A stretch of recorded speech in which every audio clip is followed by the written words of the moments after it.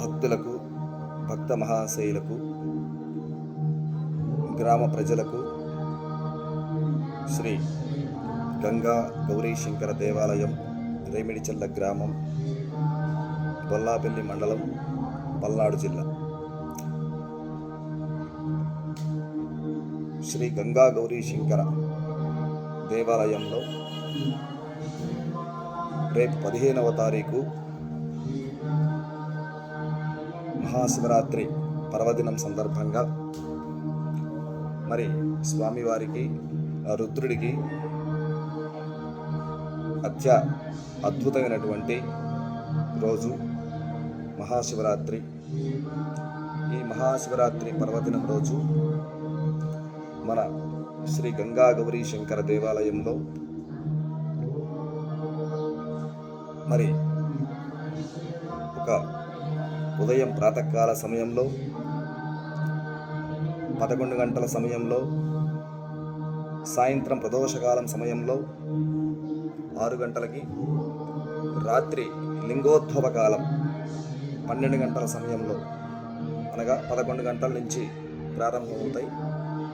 ఇలా 4 కాలాల్లో స్వామివారికి అభిషేకం చేయబడుతుంది.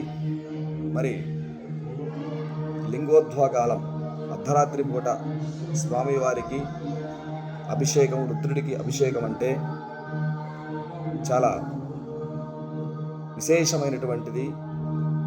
మరి ఈ యొక్క మహాన్యాసపూర్వక ఏకాదశ రుద్రాభిషేకం రాత్రి సమయంలో 11 గంటల నుంచి ప్రారంభమవుతుంది.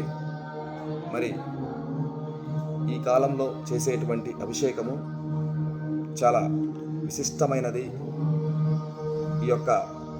ఆ యొక్క పరమాత్మని ఆ టైంలో మనం అభిషేకం చేసుకోవటం అంటే మన యొక్క పూర్వజన్మ సుకృతం, అది మనకి ఆ పరమేశ్వరుడు ఇచ్చినటువంటి అనుగ్రహంగా భావించాలి.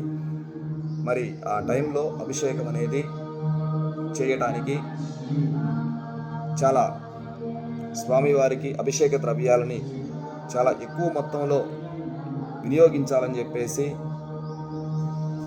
గ్రామంలో ఆలయ కమిటీ వారు అందరూ కలిసి కూడా అర్చకులుగా మేము స్వామివారికి అభిషేకము చాలా అద్భుతంగా చేయాలని చెప్పేసి నిర్ణయించాం. గనక భక్తులు, భక్త మహాశయులు, శ్రీ గంగా గౌరీ శంకర దేవాలయ వాళ్ళు, ప్రతి భక్తుడు కూడా ఎక్కడెక్కడ ఉన్నా కానీ, ఉద్యోగరీత్యా, వ్యాపార రీత్యా, అలాగనే వ్యవసాయ రీత్యా నివసించే వారు ఎక్కడైనా సరే ఉన్నవారు మన దేవాలయం అభిషేకానికి ఆ రోజు మహాశివరాత్రి పర్వదినం రోజున అందరూ కూడా తప్పకుండా దేవాలయానికి వచ్చి స్వామివారి యొక్క అభిషేకంలో పాల్గొనమని చెప్పేసి తెలియజేస్తున్నాము.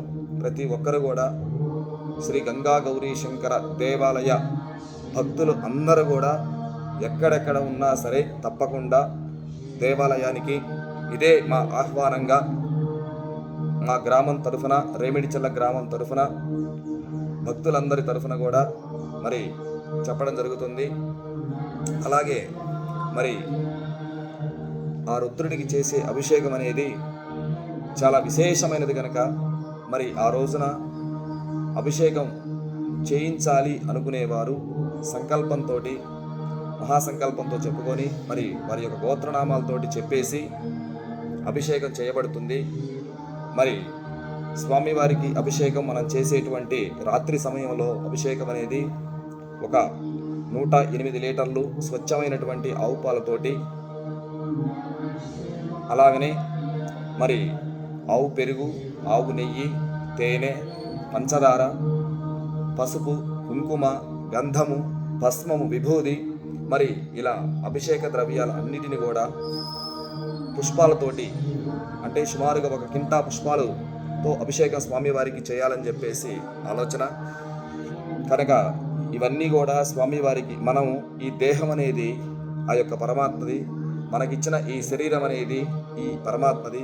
మరి మనం ఆ స్వామికి ఎంత చేసుకున్నా కానీ చాలా తక్కువే. మనకి ఇచ్చినటువంటి ఈ శరీరానికి స్వామివారికి ఆ రోజున అభిషేకం చేసుకుంటే అది మన యొక్క జన్మలో తరించలేనటువంటి